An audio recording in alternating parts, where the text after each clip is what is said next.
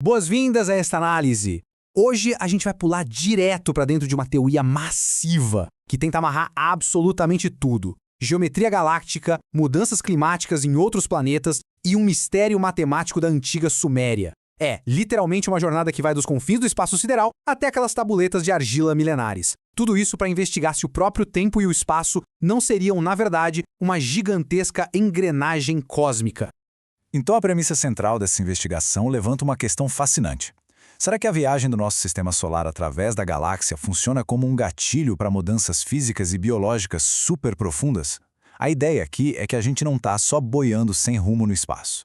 A fonte sugere que existe um relógio galáctico oculto e que ele seria o verdadeiro motor por trás dos saltos espontâneos na evolução da vida aqui na Terra. E para entender isso, a gente precisa olhar para os números. O texto cruza 3 janelas de tempo impressionantes. Primeiro, os 250 milhões de anos que a galáxia leva para dar uma volta completa. Segundo, aquele movimento de sobe e desce de 64 milhões de anos do nosso sistema solar. E terceiro, os picos de evolução em massa nos registros fósseis da Terra, que acontecem a cada 62 milhões de anos. O detalhe impressionante é que 4 desses ciclos de evolução biológica cabem quase perfeitamente dentro de uma única rotação galáctica, sugerindo um padrão cósmico por trás da vida. E aqui que a coisa toda ganha um contorno de geometria galáctica. A teoria avança defendendo que o espaço tem campos de força geométricos invisíveis moldados como grandes octaedros ou icosaedros. Imagine o nosso sistema solar como um barco navegando no oceano que a gente não consegue ver. Quando a gente passa pelas quinas ou pelos vórtices dessas formas geométricas maciças, o sistema solar inteiro recebe um tranco, sendo empurrado para novas fases evolutivas e energéticas. Para explicar como essas fases realmente funcionam na prática, a fonte traz uma ideia bem polêmica da astronomia, desenvolvida pelo Dr. William Tift, chamada de espaço-tal, ou redshift quantizado. Em vez do espaço ser um grande vazio contínuo, essa teoria diz que a galáxia opera em várias camadas de energia, como se fossem as camadas de uma cebola gigante. Ou seja, o tempo e o espaço existiriam em domínios fechados. E se a gente cruza a fronteira de uma camada para outra, a mudança de estado seria instantânea. Seguindo essa mesma linha, o material conecta o trabalho do Dr. Harold Espdan. Ele sugeriu que as galáxias podem se fixar em conjuntos ligeiramente diferentes de leis físicas. Então, se o nosso sistema solar estiver varrendo esses diferentes blocos ou domínios de espaço, o próprio tecido das constantes físicas e o fluxo do tempo poderiam mudar de uma hora para outra. Não seria aquela evolução lenta e gradual, seria literalmente um salto abrupto de energia. Mas pensem comigo, se essa geometria galáctica toda for real, e se a gente estiver cruzando uma dessas fronteiras de energia bem agora, nós deveríamos estar vendo sinais claros disso, certo? E não só aqui na Terra, mas em todos os planetas. E é exatamente esse o pivô crucial da fonte, a de que já estamos testemunhando hoje uma espécie de mudança climática interplanetária massiva e simultânea. E os dados que a fonte compila da NASA e da Agência Espacial Europeia são no mínimo curiosos. Estamos falando de picos energéticos dramáticos na nossa vizinhança. O campo magnético do Sol, por exemplo, ficou 230% mais forte só durante o século XX. O brilho do lado noturno de Vênus aumentou em absurdos 2.500%. E Marte, de repente, começou a ter tempestades globais de poeira sem precedentes e um derretimento super rápido das calotas polares. A fonte argumenta que o sistema inteiro está sendo carregado por uma nova energia. E essa carga extra não fica restrita aos planetas mais próximos do Sol, não.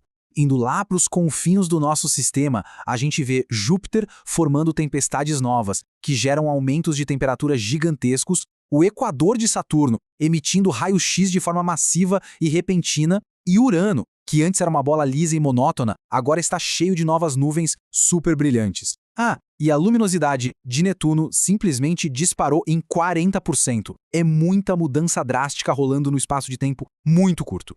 Mas o caso de Plutão é sem dúvida um dos que mais desafiam a ciência convencional aqui. Pelos modelos climáticos normais, como Plutão está se afastando cada vez mais do Sol, a atmosfera dele deveria esfriar e congelar. Mas a fonte destaca exatamente o oposto. A pressão atmosférica de Plutão teve um salto chocante de 300% entre os anos de 1989 e 2002. É um indicativo bem forte de que uma fonte de energia externa, que não é o nosso Sol, está aquecendo as coisas por lá. Bom, descendo lá dos confins do espaço sideral, direto para nossa casa. Será que a Terra também está reagindo a essa energia toda? A fonte tenta mostrar que sim, que o nosso planeta está passando simultaneamente por transformações globais que não dá para colocar exclusivamente na conta da poluição ou da atividade humana moderna. E os exemplos listados no material são severos. A gente teve a criação repentina de um novo cinturão de radiação Van Allen em 1998. A quantidade de ozônio na atmosfera média subiu assustadoramente, sem falar no aumento documentado de 386% em terremotos de magnitude maior que 3. Tudo isso num período de 30 anos. A hipótese que a fonte defende é que a Terra está literalmente reagindo e se expandindo graças a esse banho de energia espacial. Para ancorar todas essas anomalias climáticas, a narrativa aponta para uma descoberta impressionante da NASA feita em 2009. Foi confirmado que o nosso sistema solar está passando por uma nuvem interestelar que a física tradicional dizia que nem deveria existir. É uma nuvem altamente magnetizada que envolveu nossa vizinhança local, sugerindo com força que a gente realmente cruzou a fronteira para uma vizinhança galáctica muito mais energética. Agora a gente chega na última peça desse quebra-cabeça todo, e que talvez seja a mais surpreendente. Vamos sair da astrofísica moderna e olhar para a antiguidade. A fonte nos introduz às tábuas de argila da Suméria e ao trabalho do Maurice Chatelain, que foi diretor de comunicações do programa Apollo na NASA. O que ele encontrou e traduziu dessas tábuas é apontado na teoria como um verdadeiro elo perdido da matemática.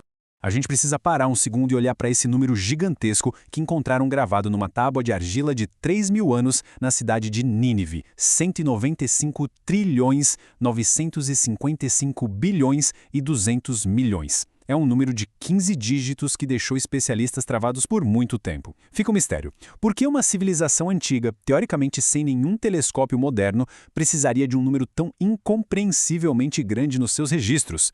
A sacada genial de Chatelain, que a fonte explica, foi lembrar que os sumérios usavam a base 60 para os cálculos deles, o que, aliás, é a origem do nosso relógio de segundos, minutos e horas.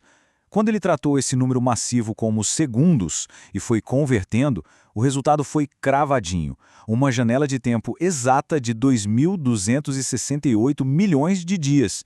E é aqui que todas as pontas se unem de um jeito que chega a dar um nó na cabeça. Quando a gente transforma esses milhões de dias em anos, chega num ciclo de aproximadamente 6,2 milhões de anos. Esse ciclo sumério é, matematicamente, uma subdivisão perfeita, 1/10 exato daquele ciclo evolutivo fóssil de 62 milhões de anos que a gente discutiu bem no comecinho dessa análise.